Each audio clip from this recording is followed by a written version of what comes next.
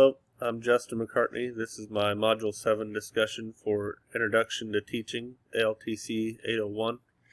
In this module, we talk about the different forms of instruction.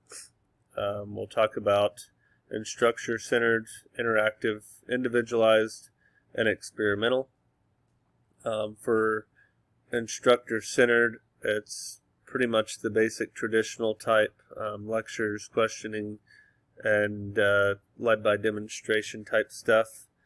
For interactive is more of group projects. If you have small classes, you can do a class discussion or small discussion groups, or peer teaching.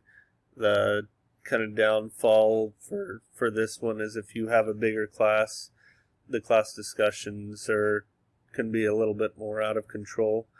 Group projects can be very good. They can be very helpful. Peer teachings, all four of these actually encourages students to get involved and kind of be their own instructor type with a group. With individualized, it can be more time consuming for the instructor to get everything prepared and out to the student. Computerized instruction, it can be very good. I feel like this is something that's going to be more used in the future, especially with our COVID-19 situation.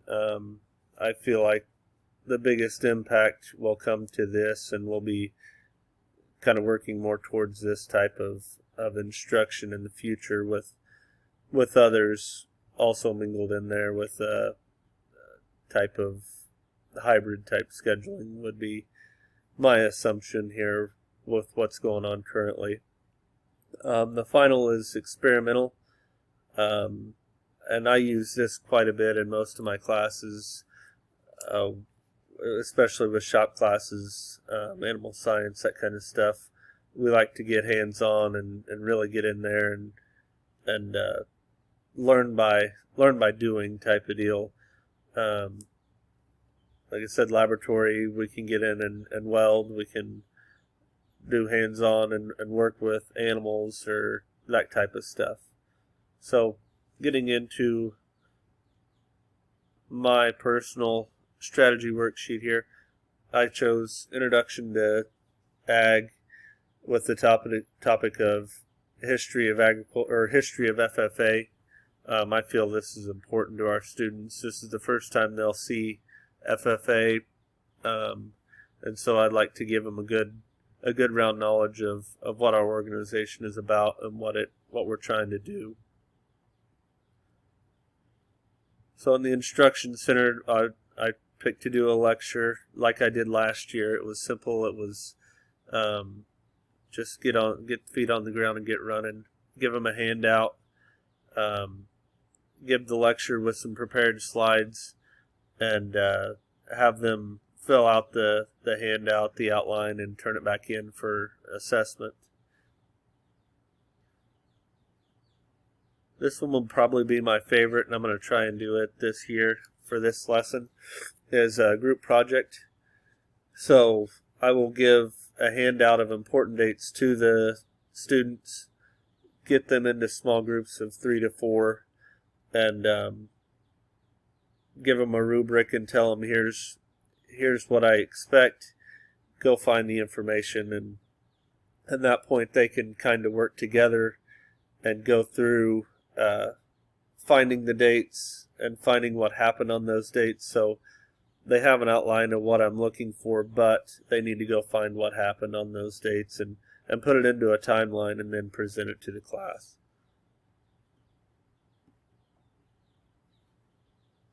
On the individualized, I feel like this might be something I'll use this year as well if we have a hybrid type schedule where some students are working from home, some students are working in the classroom. This one would be one that I would send out to my students and say, here's the important dates. Give them the FFA.org website or the FFA manual or both to go find those dates and figure out what happened. And again, fill out the form or do a timeline on their own to present to me what they come up with. This would be more of an individualized instead of a group activity. I feel like that would be the downfall, is they're going to be finding that information on their own and not be working with a group to come up with the answers and collaborate with. The final is experimental. This would, to me, would be more of a follow-up. It'd be harder to do a true hands-on lab or that with, at least in my mind, with this lesson. So what I would say would be a follow-up with one of the others is where we'd play a great game where everybody stood up in a line in the room, and I would ask them questions about the history of FFA or ask them a date and what happened on that date type of deal. And then as they answered the questions, if they got it right, they were still in the game. If they got it wrong, they would be out, and we'd get down to the last two, and they could go back and forth and have a chance to steal a question. If one person got it wrong, they could steal it to win, or they'd have to answer the questions right to move on and have a little fun prize for them at the end to kind of reward them. So based on online to face-to-face, I feel like, one out of these four would be acceptable for online, where any of these we could do in the classroom face-to-face. So the individualized would probably be sent home for an online type learning.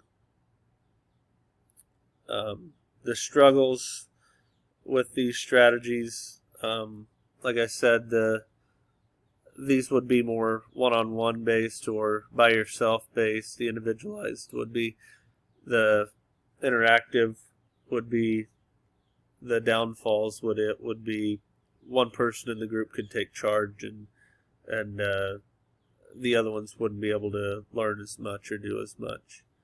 And the lecture is kind of non-engaging to me. I feel like it's very, I'm telling you the information, here it is, turn it in. So I don't know that they'd actually be learning much from it. So thank you.